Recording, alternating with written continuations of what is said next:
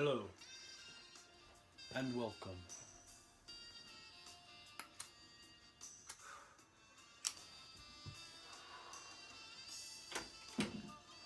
Welcome to Jazz Philosophy.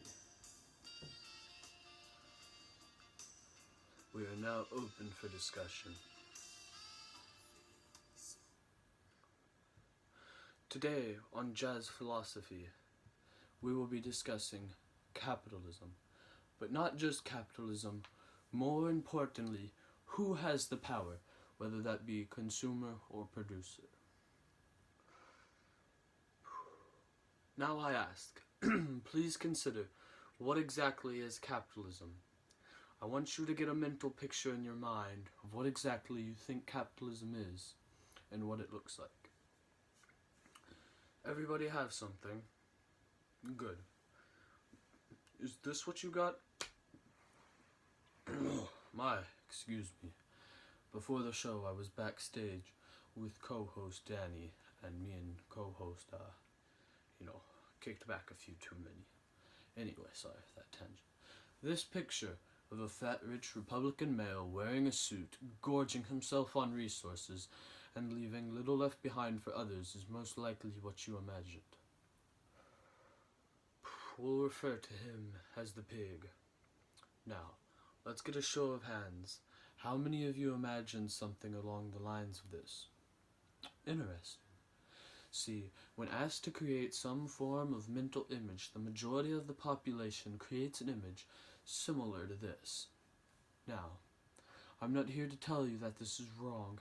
I'm simply here to tell you that I believe the little guy, the consumer, us, is the one who has all the control over the market in capitalism. Now, before we continue any further, let's first define capitalism.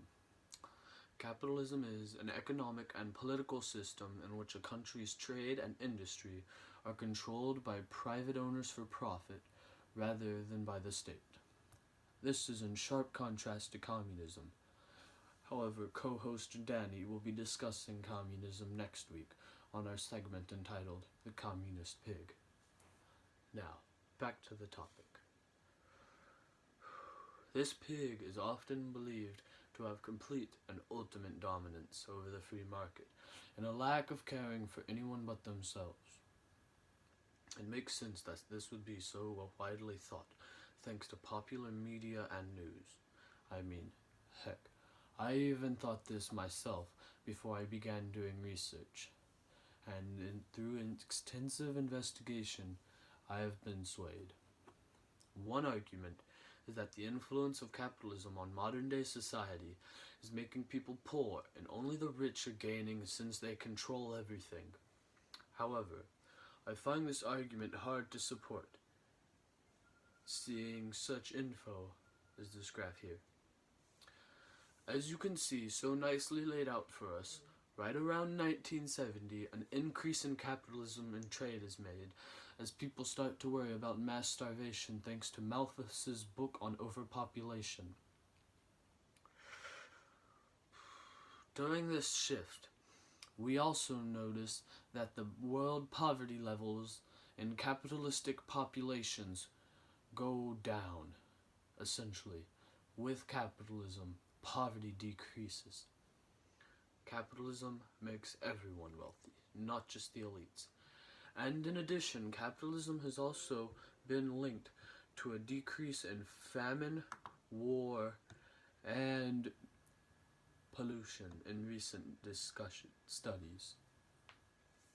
It also has and can be said that in capitalism, the little guys / consumers are slaves to the higher powers.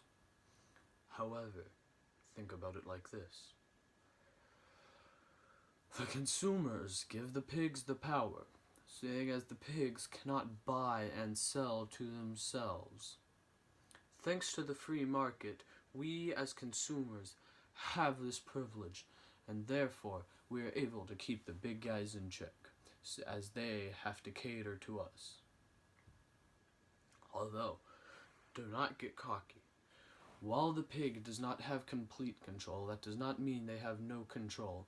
They have some influence over us and what we buy through price manipulation and commercials. The United States' global consumption is over 3 times what the rest of the world consumes. It's argued by many that this excess spending is caused by the economic climate that capitalism creates.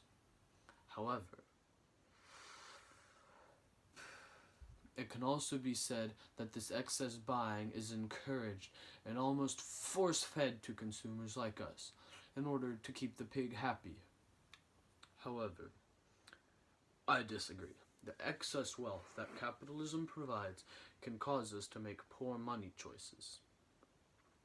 In light of realization that you have this much power, I ask that you do one thing, and that's be smart in your consumption. If you are smart, you hold a stronger grip on the pigs as they become forced to cater to you, and in return you cripple corporations' power and increase your own, maintaining the integrity of capitalism. Thank you for joining us this week on Jazz Philosophy. I am your host, Jehoshaphat. I will most likely not return, seeing as I got an invitation to join the National Pot Smokers Video Association up in California. So, this will be my last video. Thank you.